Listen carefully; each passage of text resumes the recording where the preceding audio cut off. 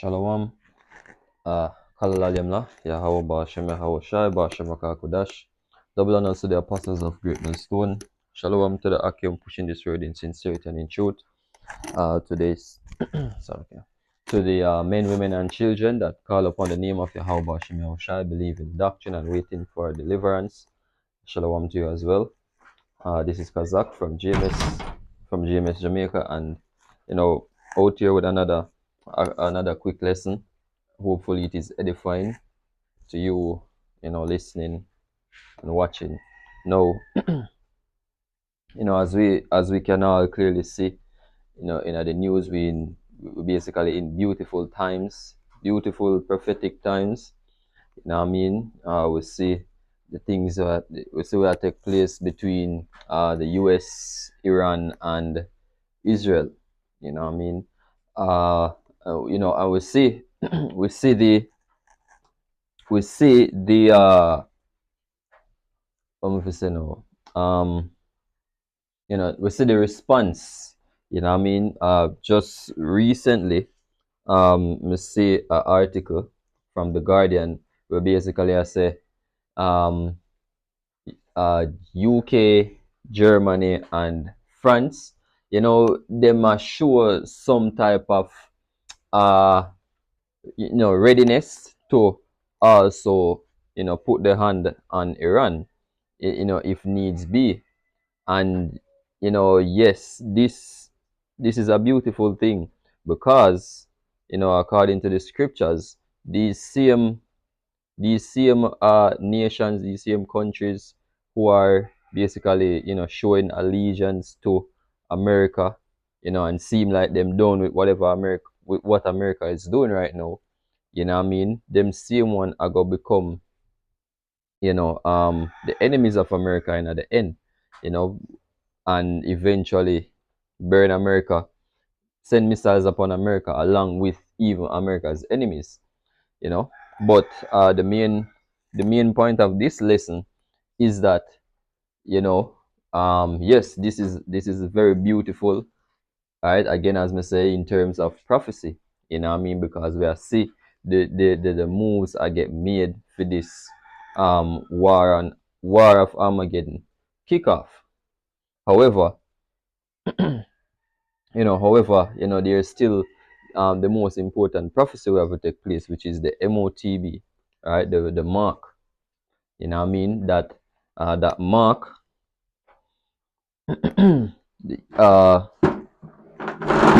So okay, me just have a seat. Yeah, so that mark have to basically come true. You see me? So right now what we are see, this is nothing. This is just the warm up, right? According to the scriptures. No, this is Matthew 24 and verse 6, and it says, "Ye shall hear of wars and rumors of wars. See that ye be not troubled, for these things must come to pass, but the end is not yet." So we in at the time of the things that supposed to happen, right? These skirmishes, these events have to take place, but the end is not yet. I would know that the true war of Armageddon will be the final judgment, the last judgment. You see me? And with that final judgment, that gonna lead into the kingdom, right? Now, everything I forget done before that judgment come. As I said before, and as we always point out that the MOTB have to come to pass. The time of Jacob's trouble, the time of the hour of temptation, these things have to come to pass. You see me? But right now, we're in at the beginning of sorrows, according to the scriptures. Continuing in Matthew 6, it says, "For nation shall rise against nation," as we clearly see, "and kingdom against kingdom." We clearly see that as well. As a matter of fact, we have what? The Edomite kingdom against the Persian kingdom, so to speak. Even though those Salakia, even though these nations are no longer referred to as, those past kingdoms, Romans and Persians and whatever, you know, naturally, that's who them truly are. That's how they were from the beginning. I mean, these Iranians were, you know, basically coming from the Persians, see, and um, you know, the Edomite race, were previously the Roman Empire. They previously run the Roman Empire. You see me? So, that's just to give us a little historical feedback. It says, and there shall be famines and pestilences and earthquakes in diverse places. So, what you look for now? I mean, seeing that the conflict will take place between Iran, America, Israel, and so on. This are gonna lead into a lot of economical strains, and economical strains are gonna lead into things like famine, pestilence. Seeing we already have natural disasters, them like earthquakes. Even recently, I believe it was yesterday. Yeah, yesterday morning. You know, felt a little quake. Some places, some people felt it a little harder than some. What I mean, for me, it was just a small jolt, less than a second. You know, but these are the things to look out for. And as it concerns famine, as it pertains to famine, Jamaica is in a state where a famine, it is really inevitable. What I mean? But brothers, we keep on going into the state of Jamaica's economy, and the fact that majority of the food that circulates Jamaica is not made in Jamaica, it is imported. You see me? All the while I look upon it and I say, oh look, there's so much farmlands available, but the government is not supporting farming, right? The government is not pushing farming, right? Self-sustainability, right? And one of the reasons for that is really and truly them can't push that, them can't promote that, because the powers that be don't allow it, right? And by powers that be, you wanna speak about Andrew Holness or any member of parliament or any prime minister or whoever, the true powers that be, the true powers that run this kingdom, will run and control the society, right? And that's the Edomite race.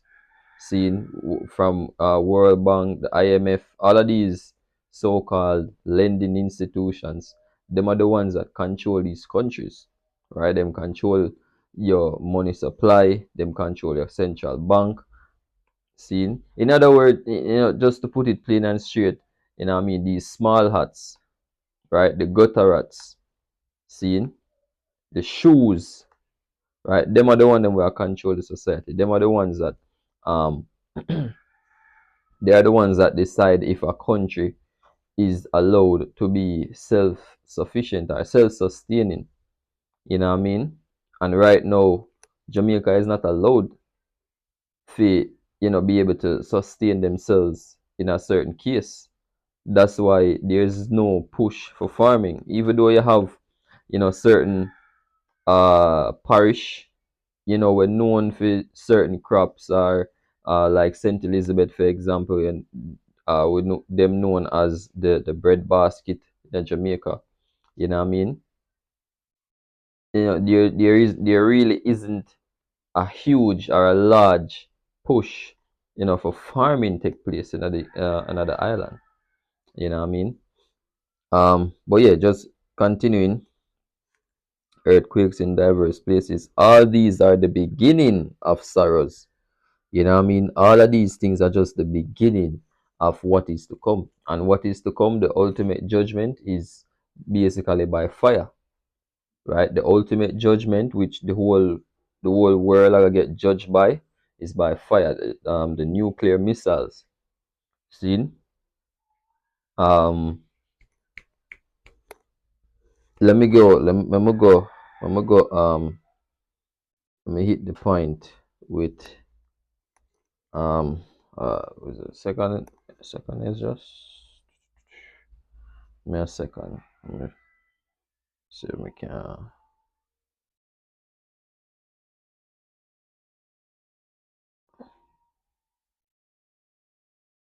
Um, think it's rock. Yeah. If my correct, if I'm not wrong, I think that's rock. Hmm?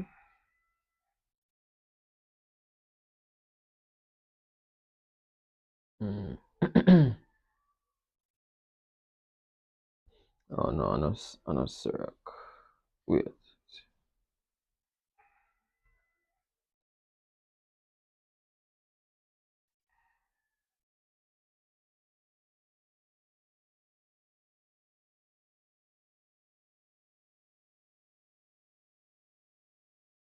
I know Sirach 7.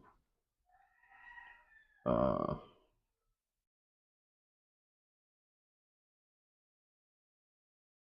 all right, yeah, this is it. All right, so this is Second Ezra 7 and verse 2. And he said unto me, Up, Esdras, and hear the words that I am come to tell thee. And I said, Speak on, my God. Then said he unto me, The sea is set in a wide place, that it might be deep and great, but put the case the entrance there. The entrance were narrow and like a river. Who then could go into the sea to look upon it and to rule it? If he went not through the narrow, how could he come into the broad? There is also another thing: a city is builded and set upon a broad field and is full of all good things. And I mean, that city is representing the kingdom, right? The kingdom that Israel shall inherit at the end of all this. The entrance thereof is narrow, and is set in a dangerous place to fall, like as if there were a fire on the right hand, and on the left a deep water, right? And that's the point where we want to bring out, right? The fire and the water, right? Those represent the two judgments that the entire earth had to face, right? The deep water is the flood, will take place, where the Mosaic basically destroyed everybody off of the face of the earth and only left 8 people. I mean, think about that, right? So now the second judgment, or the second death according to the scriptures, will be by fire. Seen all throughout the scriptures, all of the remaining prophecies speak of fire, speak of a fiery destruction, a fiery judgment. You know what I mean? And that's what we are head to. See, so the things that we are seeing right now, these are just the beginning of sorrows. These are just the beginning before the end. Or I should have said the beginning of the end, you know. But yeah, as I said before, these prophecies have to take place, and one of the main prophecies we need to come to pass, as we always sing upon it, right, over and over and over, right, is the MOTB. As a matter, right, the MOTB, right, the mark of the beast. Seen? Now, when that MOTB come to pass, right? As a matter of fact, let me get it first. Let me just go to it first, and then we'll go. Alright, so this is Revelation 13 and verse 16. Just I gotta jump right into the point.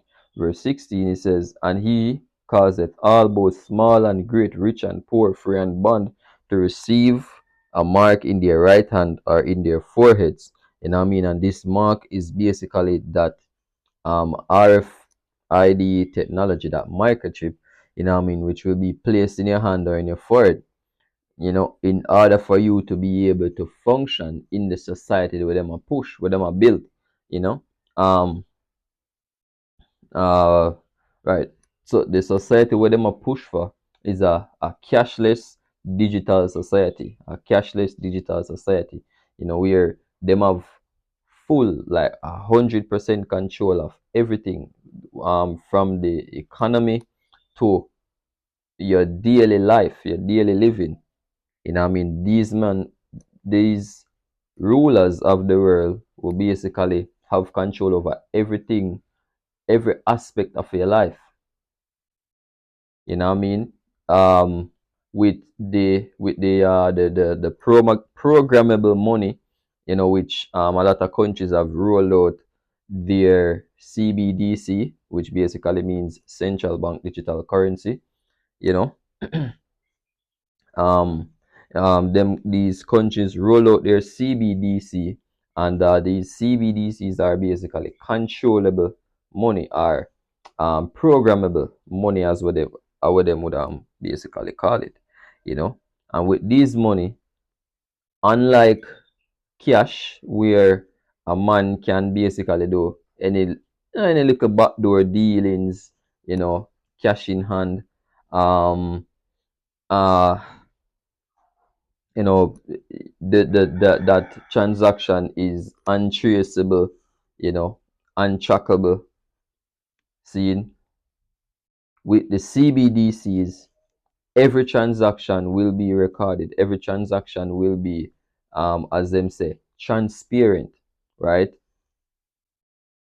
Seeing what them have what is called an open ledger system.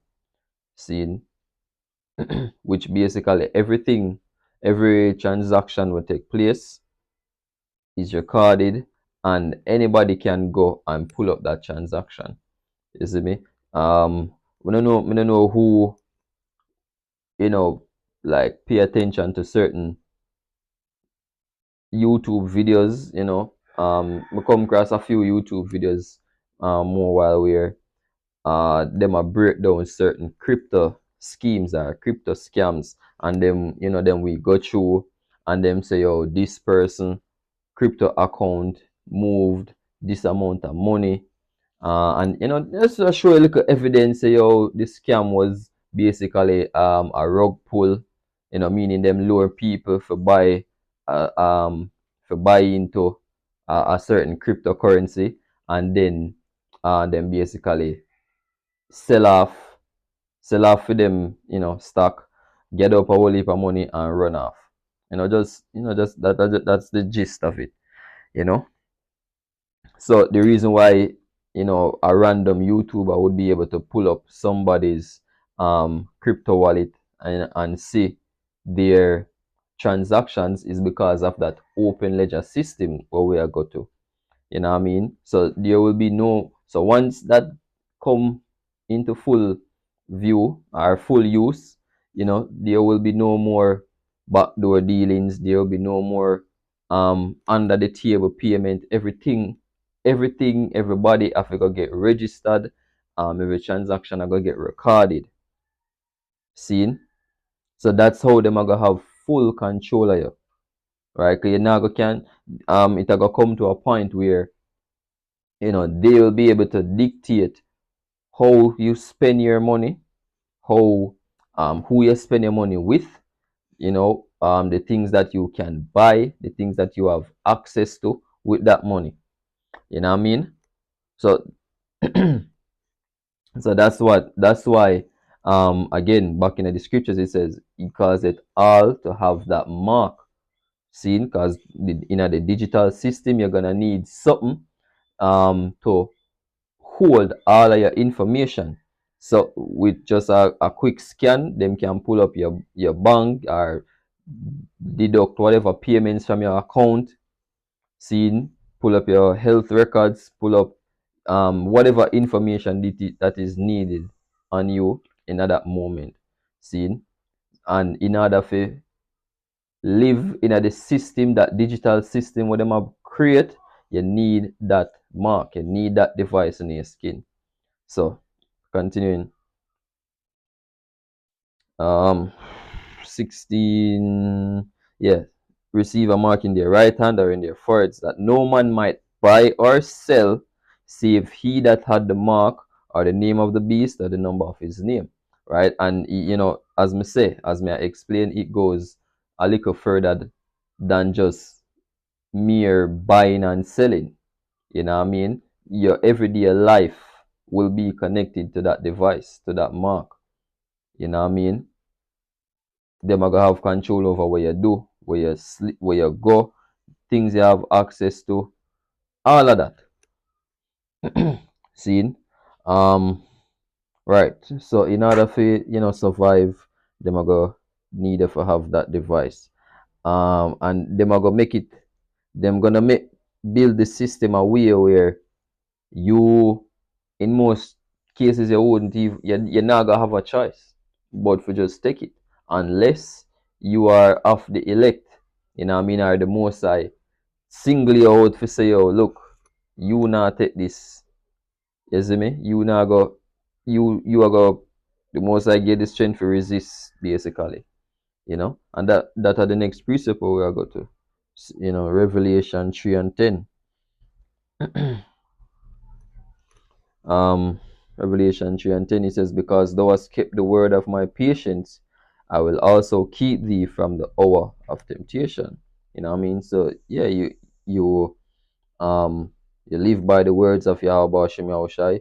You practice patience, you practice your faith, basically, you know, as the scriptures say.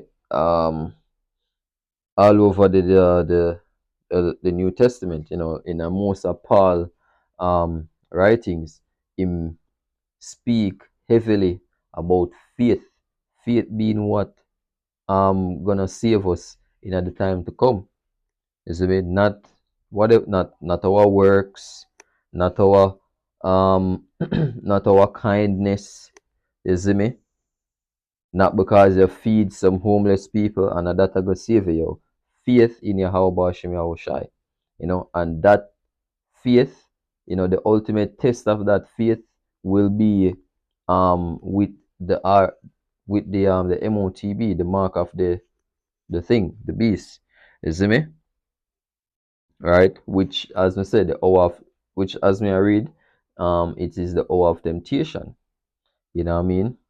I'm gonna go over it again. Because thou hast kept the word of my patience, I also will keep thee from the hour of temptation, which shall come upon all the world to try them that dwell upon the earth.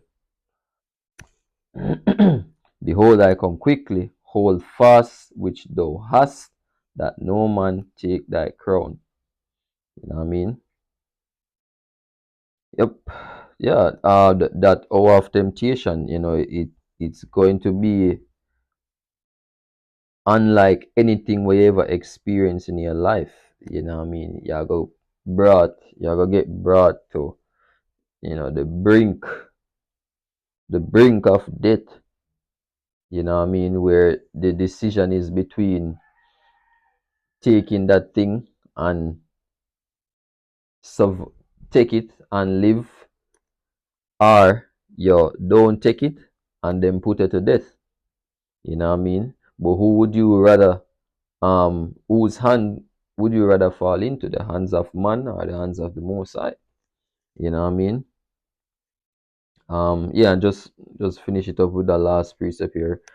Again, for sure, you say, yo, um, the the the the full scale war, which is the war of Armageddon, where um missiles, like nuclear missiles, start for fire.